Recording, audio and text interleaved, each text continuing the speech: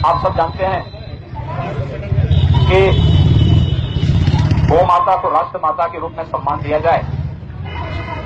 मैंने 1 वर्ष पहले इस कार्यक्रम को शुरुआत किया था। गौवंश का निर्यात करते हैं, शराब नहीं आती तुमको। हम गाय गौ माता मानते हैं केवल मुंह से कहने के लिए। हमारी माता को जो मारेगा वो हमारा दुश्मन होगा। हमने घोषणा कर दी चौराहे पे खड़े होकर, और जो दुश्मन के साथ व्यवहार होता है वही होगा। ये अजय बिष्ट बोल रहा है कि जैसा कि मैं अपनी पिछली वीडियो में भी बता चुकी हूं कि गाय माता को राष्ट्र माता घोषित करने की जरूरत नहीं है। ये बात ये अब बोल रहा है जब ये मुख्यमंत्री है। हमारे यहाँ तो भिखारी भी टेस्ला के साइबर ट्रक में आके भीख मांगता है, और ये जो 80 करोड़ लोग 5 किलो अनाज के लिए जो लाइन में लगे हैं ना हमारे देश के, ये गरीब थोड़ी हैं, ये तो 80 करोड़ मल्टीनेशनल कंपनियों के मालिक है। दोस्तों, इस हिंदू संगठन ने, कुछ हिंदू संगठनों ने क्या हालात हमारे देश के बना दिए हैं। किस तरह से ये हिंदू संगठन खुलेआम शरेआम नफरत फैलाने का काम कर रहे हैं। किस तरह से ये अनभक्त, किस तरह से ये नफरती चिंटू, किस तरह से ये नफरती कीड़े सरकार के इशारों पर काम कर रहे हैं। किस तरह से हमारे और आपके दिल में एक दूसरे के लिए नफरत भर रहे हैं। किस तरह से ये मंदिर मस्जिद कर कर हमें आपस में लड़ा रहे हैं। किस तरह से ये लोग उस जगह पहुंच जाते हैं जहां पर मुसलमान गुनाहगार होता है और हिंदू पीड़ित। जब वहां जाकर ये किस तरह से लोगों को भड़काने का काम करते हैं, किस तरह से वहां का माहौल खराब करने का काम करते हैं, इन पर तब भी कोई कार्रवाई नहीं की जाती। दोस्तों, शुरू का मेरा ये वीडियो देखकर आप लोग समझ चुके होंगे आज का मेरा ये वीडियो कैसा होगा और किस पे होने वाला है, और यही वीडियो मैं आप लोगों को आगे पूरा दिखाने वाला हूं। इसलिए इस वीडियो को अभी बीच में छोड़कर मत जाना, और इस वीडियो के बारे में आप लोगों की जो भी राय हो वो मुझे कमेंट कर जरूर बताइएगा। दोस्तों, मैं बात करूंगा आज इन हनभक्तों के बारे में, मैं बात करूंगा गोदी मीडिया के बारे में, मैं बात करूंगा कि सरकार के खिलाफ लोगों का क्या राय है, लोग सरकार का किस तरह से विरोध कर रहे हैं। वो सारा कुछ मैं इस वीडियो के अंदर पूरी डिटेल के साथ आपको बताने और दिखाने वाला हूं। लेकिन उससे पहले आप मेरी एक बात सुन लीजिएगा। जिस तरह से गाजियाबाद के अंदर जो हो रहा है, जिस तरह से वहां का माहौल खराब करने की कोशिश की जा रही है, जिस तरह से वहां पर मुसलमानों के खिलाफ उल्टे सीधे बयान, आपत्तिजनक बयान दिए जा रहे हैं, लेकिन उन लोगों पर कार्रवाई का कोई नामो निशान नहीं है। मेरे दोस्तों, लोगों की जो राय है इन लोगों के बारे में, लोगों का कहना है इन लोगों के बारे में, इन नफरती चिंटों के बारे में, इन नफरती कीड़ों के बारे में कि सरकार ने इन लोगों को खुली छूट दे रखी है। इस तरह के आरोप सरकार पर लगाए जा रहे हैं। और आपने देखा ही होगा, उत्तर प्रदेश के मुख्यमंत्री योगी आदित्यनाथ जी सोशल मीडिया पर या खुले मंच पर आकर मुसलमानों के लिए जो बयान देते हैं, जिसकी चर्चा सोशल मीडिया पर जगह जगह की जा रही है। और जिस तरह से आपने सुना ही होगा, योगी आदित्यनाथ जी गौ माता को लेकर किस तरह के बयान दे रहे थे कि वो मुसलमान, वो मौलाना गौ माता को राष्ट्रीय पशु घोषित करने की मांग कर रहे हैं। इसमें गलत ही क्या है मोदी जी और योगी जी? पहले आप ये बताइए, अगर राष्ट्रीय माता घोषित कर दोगे तो उनकी रक्षा सरकार जरूर करेगी और गाय को कोई भी हाथ लगाने की सोच भी नहीं सकता। लेकिन आप लोगों को गाय के नाम पर राजनीति करनी है। आज जो मैं आपको इस वीडियो के अंदर जो वायरल वीडियो दिखाने वाला हूं, वो वायरल वीडियो देखकर आपकी आंखें फटी की फटी रह जाएंगी। अगर दोस्तों, ये वायरल वीडियो दिखाने से पहले मेरी आपसे गुजारिश है, आज का ये वीडियो पूरा एंड तक जरूर देखना। और अगर आप मेरे चैनल पर नहीं आए हो, चैनल को जरूर सब्सक्राइब करना, साथ में इस वीडियो को दूसरे लोगों में शेयर जरूर करना। चलिए दोस्तों, पहले आप ये वीडियो देख लीजिए, फिर आकर मैं आपसे बात करता हूँ। गौ माता को राष्ट्र माता होना ही चाहिए। नमस्कार दोस्तों, ये अजय बिष्ट बोल रहा है कि जैसा कि मैं अपनी पिछली वीडियो में भी बता चुकी हूं कि गाय माता को राष्ट्र माता घोषित करने की जरूरत नहीं है। ये बात ये अब बोल रहा है जब ये मुख्यमंत्री है। लेकिन जब ये मुख्यमंत्री नहीं था, जब ये कहीं था भी नहीं, तब ये गाय माता को राष्ट्र माता बनाने की बात कहता था। आप सब जानते हैं कि गौ माता को राष्ट्र माता के रूप में सम्मान दिया जाए। मैंने 1 वर्ष पहले इस कार्यक्रम को शुरुआत किया था, और लगभग 6 लाख लोगों ने ऑनलाइन मुझे समर्थन दिया था। जिन 6 लाख लोगों ने समर्थन दिया था, उन सब लोगों को मैं एक पत्र अपने तरीके से भेज रहा हूं, और उस पर एक बृहद कार्य आगे करने की योजना है। आपने एक विचार दिया है, याद रखना, अंतःकरण से निकली हुई कोई भी आवाज या कोई भी विचार कभी नष्ट नहीं होता। वह कार्य रूप लेगा और गौ माता को राष्ट्रमाता होना ही चाहिए। हम सबको इस अभियान के साथ जुड़ना चाहिए। कल मेरठ से अचानक यह खबर आई कि 2 मुसलमान लड़कों ने एक हिंदू लड़की को अगवा कर लिया था और पुलिस ने उनको छुड़ा लिया। लगा सबको कि यार ये तो अच्छा हुआ, अगर किसी लड़की को अगवा किया जाता है चाहे वो किसी भी धर्म की है तो वो तो बहुत गलत है। अगवा अगर किया है तो फिर उसको सजा होनी चाहिए। अगर 2 मुस्लिम लड़के हैं, 2 हिंदू लड़के हैं, कोई भी है, उनको सजा होनी चाहिए। लेकिन गिरफ्तारी के थोड़ी देर बाद ही सारा राज खुल गया और पुलिस ने सामने आकर ऐसी हकीकत बताई जिसको सुनने के बाद आप सर शर्म से झुका लेंगे। किस्सा यह निकला कि एक साहब है नकुल गुर्जर, और नकुल गुर्जर जो है वो हिंदू रक्षक हैं, हिंदू जगाते हैं, गाय बचाते हैं, हिंदू बचाते हैं, माथे पे तिलक लगाते हैं, गले में भगवा पटका लेकर घूमते हैं और बड़ी बड़ी बातें करते हैं हिंदू धर्म की रक्षा के लिए। गुर्जर साहब ने एक लड़की को पैसे दिए और कहा कि इन 2 मुसलमान लड़कों को फंसाओ। प्लानिंग ये थी कि लड़की उन मुसलमान लड़कों के साथ जाएगी, उनसे रिश्ते बनाएगी और उसके बाद ये पुलिस को रिपोर्ट कर देंगे, पुलिस उसको गिरफ्तार करेगी और गिरफ्तार करने के बाद दोनों लड़कों से ये 10 लाख रुपए की वसूली करेंगे। 10 लाख रुपए जब मिल जाएंगे केस वापस ले लिया जाएगा, मामला सलट जाएगा। यानी 10 लाख रुपयों के चक्कर में अपनी एक हिंदू बहन को 2 मुसलमान मर्दों के पास भेज रहे थे हिंदू रक्षक नकुल साहब। पुलिस ने जब पकड़ा, लड़की नशे की हालत में थी। जब लड़की को होश आया तो उसने बाकायदा यह बयान दे दिया कि मुझे तो नकुल ने पैसे दिए थे कि जाओ इन मर्दों को फंसाओ, इन 2 लड़कों को फंसाओ, इन 2 मुसलमान लड़कों को फंसाओ और फिर मैं 10 लाख रुपए वसूल करूंगा।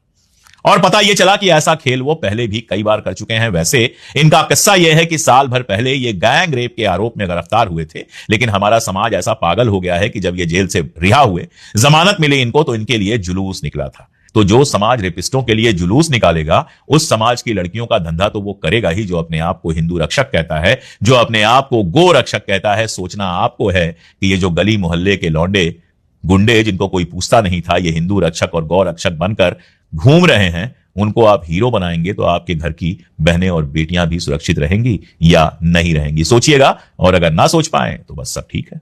आज ईरान की 38% आबादी गरीबी रेखा से नीचे है।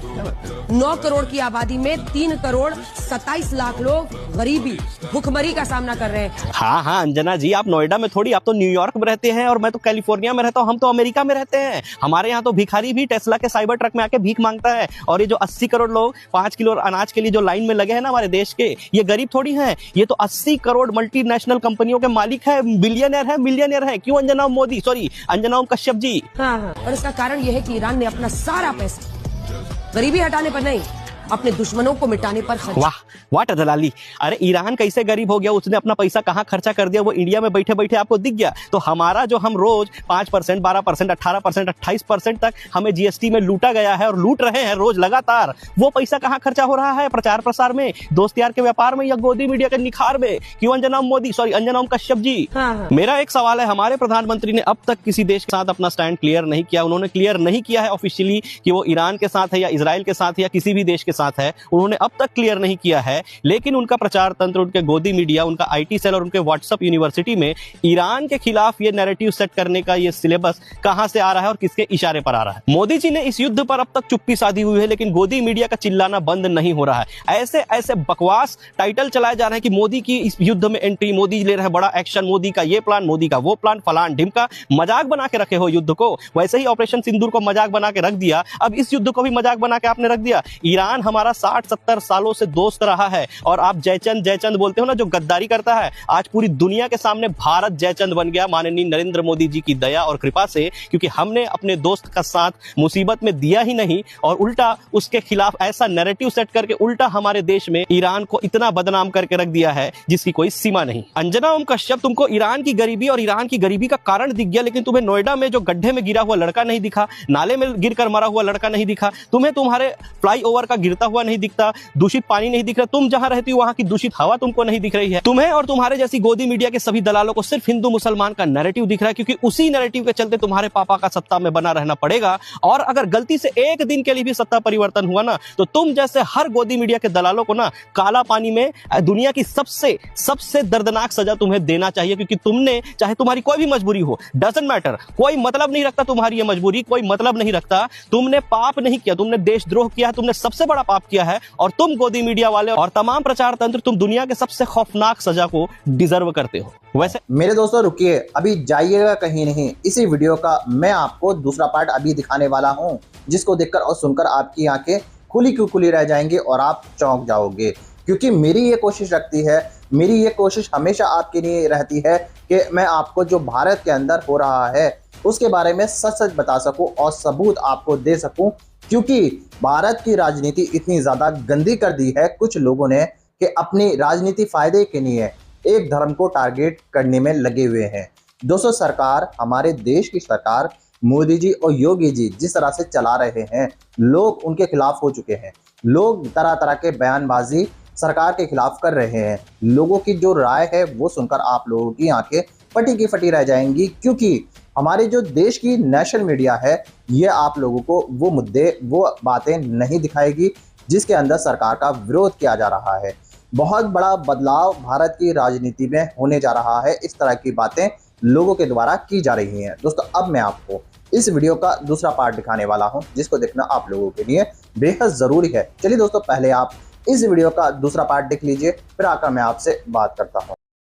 पूरी दुनिया में कलकत्ता एयरपोर्ट एक ऐसा एयरपोर्ट है कि जहां पर रनवे ऑपरेशन के पास मस्जिद है और इस मस्जिद में बाकायदा नमाज होती है। पूरी सुरक्षा सीआईएसएफ के जिम्मे है। जितने नमाजी जाते हैं सबकी चेकिंग होती है और फिर उसके बाद वो नमाज पढ़ के वहां से निकल जाते हैं। रोज 10 से 15 लोग नमाज पढ़ते हैं और जुमा के दिन 100 के करीब लोग वहां नमाज अदा करने जाते हैं। लेकिन शुभेंदु अधिकारी की सरकार अब इस मस्जिद को वहां से तोड़ने के जुगाड़ में है और कह रहे हैं कि दूसरी जगह मस्जिद ले दी जाए। दरअसल जो कलकत्ता एयरपोर्ट है वो मुसलमानों की जमीन पर बना हुआ एयरपोर्ट है, इसलिए कि मस्जिद 136 साल पुरानी है। जब वहां पर मस्जिद थी उसके बाद वहां पर एयरपोर्ट बनाने का फैसला हुआ तो ये एग्रीमेंट हुआ मुसलमानों के दरमियान और एयरपोर्ट अथॉरिटी ऑफ इंडिया के दरमियान कि ये मस्जिद हमारी यहीं रहेगी, आपको एयरपोर्ट बनाना है बना लीजिए। उसके बाद उस मस्जिद को एयरपोर्ट के दायरे में, घेरे में ले आया गया और वहां लोग नमाज पढ़ने जाते हैं। लिमिटेड नमाजी है और सबको पुलिस और जो व्यवस्था में लगे हुए लोग हैं वो जानते हैं। लेकिन शुभेंदु अधिकारी को तो हिंदू मुसलमान की राजनीति करनी है। अब वो ये कह रहा है कि यहां से मस्जिद को हटाया जाएगा, मस्जिद को शहीद कर दिया जाएगा, यही तो राजनीति करनी है। जबकि दमदम एयरपोर्ट से पहले वो मस्जिद वहां पर बनी थी। एग्रीमेंट इसी बात पर हुआ था कि हमारी मस्जिद रहेगी तभी हम एयरपोर्ट के लिए जगह देंगे और उस एग्रीमेंट की वजह से एयरपोर्ट बना। लेकिन आज उसी मस्जिद को निशाना बनाया जा रहा है। क्या जमाना आ गया है। शिक्षक रो रहा है, अनपढ़ मौज ले रहा है। आपने कभी ऐसे बाबाओं और अनपढ़ों को रोते हुए देखा है? नहीं देखेंगे। क्यों? क्योंकि ये मोदी राज चल रहा है ना। यहाँ पे शिक्षक रोएंगे, पढ़े लिखे लोग बेरोजगार रहेंगे। ये जो शिक्षक हैं जो रोते हुए दिखाई दे रहे हैं ये कोई मामूली टीचर नहीं है। इन्होंने लाखों युवाओं को उनकी नौकरी पाने में मदद करी है। इनका यूट्यूब चैनल है एग्जामपुर नाम से और ये प्रयागराज में ऑफलाइन जो है क्लास भी लेते हैं। अभी हाल ही में यूपी लेखपाल का पेपर हुआ था जिसमें धांधली हुई थी, तो इन लोगों ने क्या किया, उसके खिलाफ प्रदर्शन किया। अब जाहिर सी बात है जो मेहनत कर रहे हैं उनके साथ अगर गलत होगा तो टीचर नहीं आवाज उठाएंगे तो कौन उठाएगा, इसलिए इन लोगों ने आवाज उठाई। तो जो प्रयागराज डेवलपमेंट अथॉरिटी है उन लोगों ने इनके कोचिंग को सील कर दिया और बहाना क्या बताया कि इनका जो बिल्डिंग है वो अवैध निर्माण है और ये फायर सेफ्टी का उल्लंघन करते हैं। देख रहे हो कितने नियम कानून निकल आ रहे हैं। मतलब इतने दिन तक ये सो रहे थे और इनके साथ 2 कोचिंग को और सील किया गया है। सोच कर देखो एक इंसान को कितनी मेहनत करनी पड़ती है कि एक बिजनेस खड़ा करने में, और उस बिजनेस में सिर्फ एक अकेला इंसान नहीं होता है। और शायद यही कारण है जिस वजह से ये रो रहे हैं, क्योंकि इनके पीछे जो टीम है इनकी, उनको भी तो सैलरी देनी होगी ना, उनका भी तो परिवार होगा ना। अब जब कोचिंग ही सील कर दी जाएगी तो कैसे रोजी रोटी चलेगी। एक तो वैसे ही बेरोजगारी है और इंसान खुद से बिजनेस करके किसी और को रोजगार दे रहा है तो उसका भी ठप कर दो। और ये कहाँ का ये फ्रीडम ऑफ एक्सप्रेशन और स्पीच, कहाँ तेल लेने चली गई। हमारे राइट्स कहाँ हैं? हम क्यों नहीं दे धरना, हम क्यों नहीं सही चीज की डिमांड करें? आखिर कोई अथॉरिटी क्यों नहीं है जो हमारी बात सुने? ये कोई तरीका है? अब मैं सभी अध्यापकों से बोलूंगी सारे लोग बाबा बनो। बाबा बनने में ही भलाई है, क्योंकि भारत को विश्व गुरु बनाना है ना, विकसित बनाना है 2047 तक। तो ऐसे ही तो बनेंगे ना, जब बाबा बनेंगे तब गोबर के ज्ञान बताएंगे, मूत्र के जो है फायदे गिनाएंगे, तभी तो हम विकसित बन पाएंगे। दोस्तों, देख लिया आपने ये सारे पार्ट। मुझे उम्मीद है ये सारी वायरल वीडियो देखकर आपको मजा आया होगा और आपको उस बारे में भी पता चल चुका होगा जो भारत के अंदर हो रहा है। और आपने देखा होगा कि किस तरह से इन नफरती चिंटों ने, इन नफरती कीड़ों ने भारत का माहौल खराब कर रखा है।